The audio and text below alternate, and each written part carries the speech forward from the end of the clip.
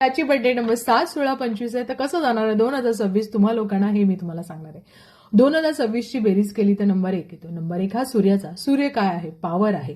आणि पॉवर, नवीन सुरुवात हे 7 नंबरसाठी सुद्धा खूप छान गोष्ट घेऊन आलेली आहे. कारण 7 आणि 1 नंबर हे शत्रू पण नाहीयेत आणि मित्रही नाहीयेत. त्यामुळे नक्कीच चांगल्या गोष्टी सुद्धा इथे पाहायला मिळतात. स्पेशली जे लोक नोकरीमध्ये प्रमोशनसाठी वेट करतायत, नवीन नोकरी हवी, नवीन अपॉर्च्युनिटी हवेत किंवा बिझनेसमध्ये तुम्हाला नवीन प्रोजेक्ट हवेत, काही प्रोजेक्ट तुमचे अडकलेले आहेत, त्या लोकांसाठी तर नक्कीच चांगली गोष्ट होणार आहे. त्यामुळे याचा नक्की फायदा घ्या. शांत विचार करून डिसिजन घ्या, पण डिसिजन घ्या. आणि अजून एक मी तुम्हाला सांगेन की 7 हा नंबर आणि 1 हा नंबर मिळून 8 नंबर येतो. 8 हा शनीचा येतो. आणि इथे फक्त तुम्हाला थोडंसं हार्डवर्क दाखवलं जातं. त्याचबरोबर लेझीपणा जो आहे तो तुम्हाला पूर्णपणे काढून ठेवायचा आहे. कारण इथे खूप वेळा तुम्हाला आळस येईल किंवा काही गोष्टी करताना थोडासा त्रास होईल. त्यामुळे स्वतःचं मॅनेजमेंट म्हणजे काही गोष्टी असतात त्या स्वतःच्या व्यवस्थित करायच्या असतात. कुठल्या वेळेला उठायचं, कुठल्या वेळेला काम करायचं, या गोष्टीवर थोडं काम करा. नक्कीच चांगल्या गोष्टी तुमच्या आयुष्यामध्ये होतील.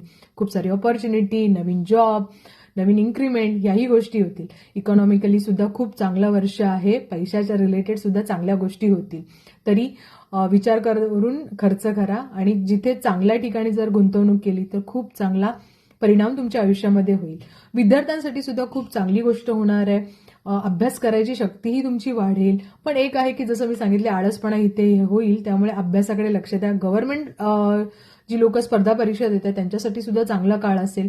त्याचबरोबर मी तुम्हाला सांगेन की कोर्ट केस किंवा काही गोष्टी असेल तिथे थोडंसं जपून करा. कारण कधी कधी गोंधळात गेलेले निर्णय हे तुम्हाला त्रासदायक होऊ शकतात. रिलेशन सुद्धा खूप चांगले असतील. थोडंसं भावनिक सुद्धा तुम्ही असणार आहे इथे.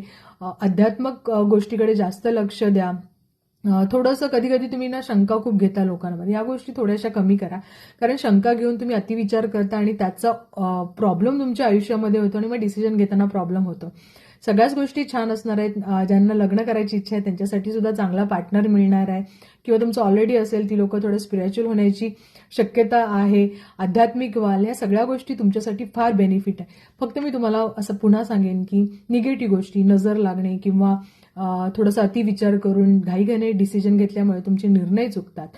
हार्डवर्क खूप करा, आळसपणा काढा, उपाय जे दिलेले ते करा. आपण त्यासाठी खूप छान एक ब्रेसलेट बनवलेलं आहे. त्या ब्रेसलेटसाठी मला नक्की कमेंट करा, त्याची माहिती रीड करा. खूप चांगल्या गोष्टी तुमच्या आयुष्यात होतील आणि नक्कीच आपण पॉझिटिव्ह व्हाल, पॉझिटिव्ह विचार करून आयुष्यामध्ये पुढे जाल. पुन्हा एकदा तुम्हाला येणाऱ्या वर्षाच्या खूप खूप शुभेच्छा. खूप आनंदीमय आणि आरोग्य चांगलं राहो तुमचं, ही सदिच्छा. Best of luck.